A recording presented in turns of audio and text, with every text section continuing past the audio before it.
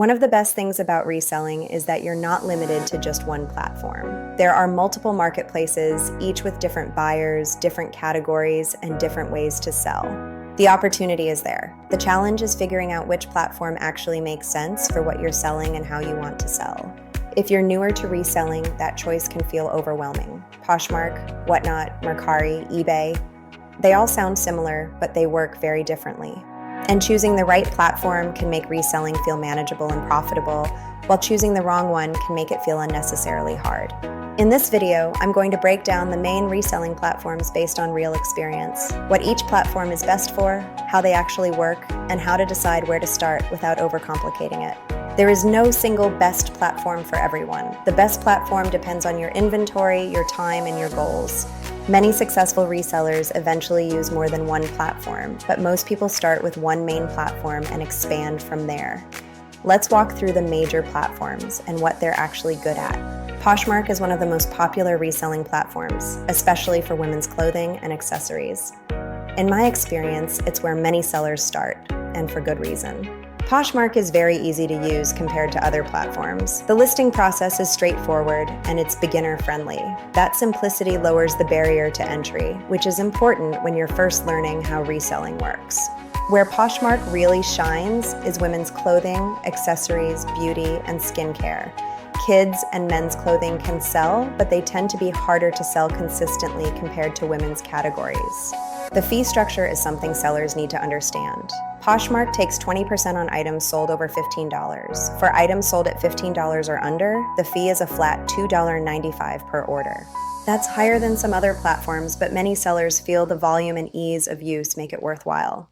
Shipping on Poshmark is a flat $6.49 label for packages up to 5 pounds, usually paid by the buyer unless the seller offers free shipping. If an item weighs more than 5 pounds, you'll need to upgrade the label, and items over 10 pounds shouldn't be listed on Poshmark at all. For luxury items sold over $500, Poshmark requires authentication before the item is sent to the buyer.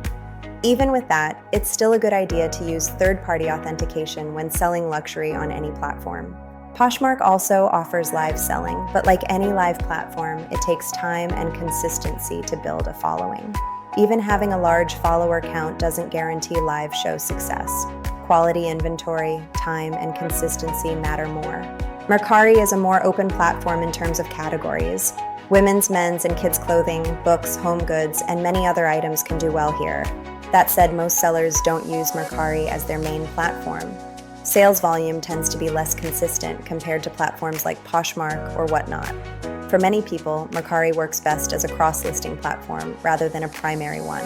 One advantage of Mercari is shipping flexibility. Sellers can choose shipping based on the weight of the item, which makes it a good option for very small items, like cards, or larger items that wouldn't make sense on a flat-rate shipping platform. Mercari's selling fee is around 10%, and buyers pay a small buyer protection fee. Sellers can also create their own shipping labels, and tools like Pirate Ship can help keep shipping costs reasonable.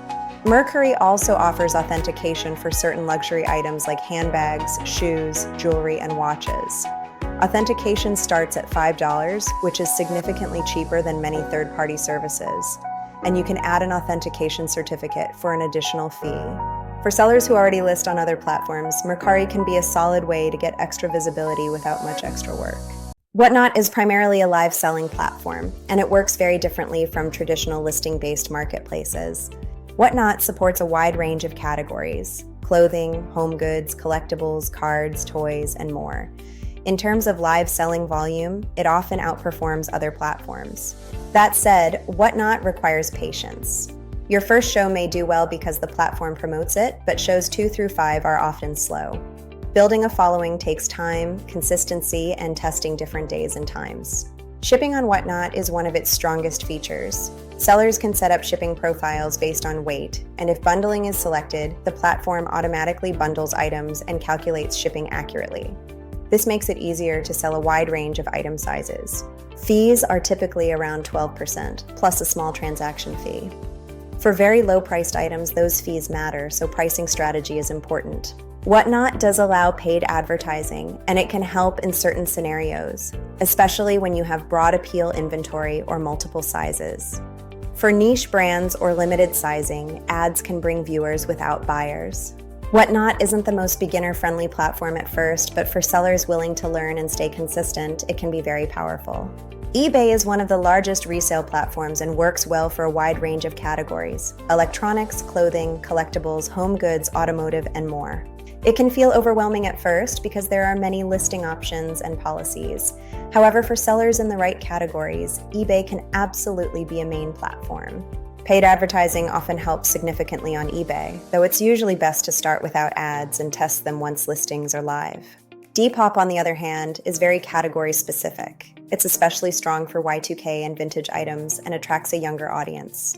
There are no selling fees in the US and UK, only payment processing fees. If you sell within Depop's main niches, it can be an excellent platform. If not, it may not be worth prioritizing. Many successful resellers use more than one platform. This is called cross-listing, listing the same item on multiple platforms to increase visibility. Some sellers use tools to help with cross-listing. Using a tool for cross-listing makes the most sense once you have around 100 listings or more. Below that, manual sharing and cross-listing can still be manageable. One tool I personally use is Flyp, which costs about $9 a month. It's fairly basic compared to higher price tools, but it gets the job done and keeps overhead low. It's also important to understand buyer behavior. Buyers on Poshmark often expect offers and negotiation. Buyers on Whatnot are often impulse-driven. Buyers on eBay and Mercari are usually searching for something specific.